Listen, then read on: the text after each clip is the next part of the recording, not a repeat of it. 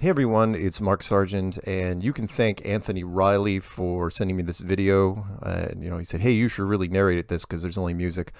Yeah, this is really important. This is some footage that was shot about 2 years ago in Santa Barbara, California, off the beach. And let's just zoom right into it and take a quick look.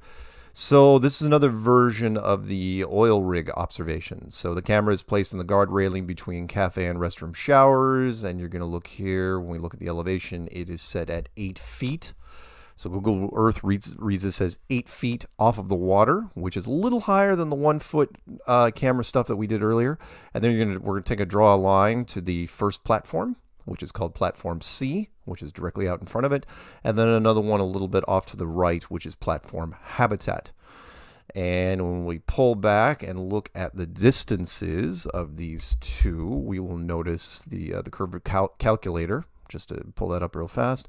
And then remember, this was shot October 23rd, 2017, so over 2 years ago at sunrise. The first one is at a distance of 6.08 miles, platform C. And then the second one, off the distance platform habitat, at 10.1 miles. Why are these two important? Well, because at 8 foot elevation, the globe Earth's horizon should be less than 3.5 miles, meaning the horizon should be in front of these things. 29 feet of habitat should be blocked by the curvature in front of these objects. And yet, all of the habitat is visible, even with some compression. And you'll notice, and we'll draw a line here in a second, that the horizon is clearly behind these objects. And what makes this footage and all footage like it so important is that these are static objects, meaning these are not boats. These are always in one place. They're not moving or floating anywhere. And we'll draw the green line on this, and you can see it's not hard to see. Somewhere way off in the distance is the horizon, way further than 10.1 miles. And that should not be. There's no curvature. And that only happens on a flat world. You will not see this on a curved thing, because eventually these objects should be over the side of the hill. They should be behind the curve.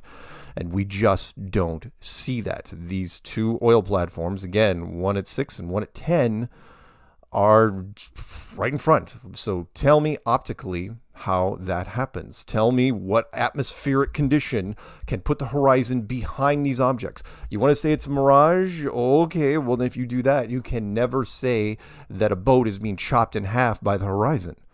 Because you say, well, no, that's real. A boat being chopped in half by the horizon line, with heavy compression and refraction. Oh, no, that's real. But this right here, sunrise, couldn't be clearer conditions. Not a cloud in the sky, shooting off at oil platforms at 6 miles and 10 miles, respectively. You can't tell me that this is a mirage.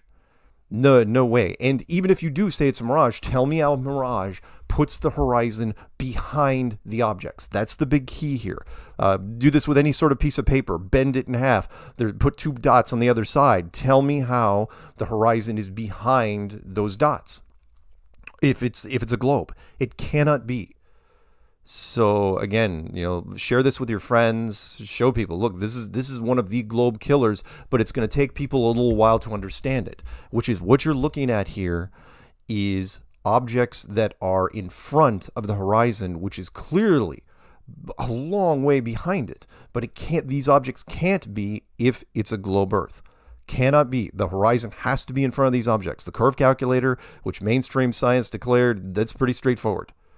So tell me how that happens. Anyway, share it, guys.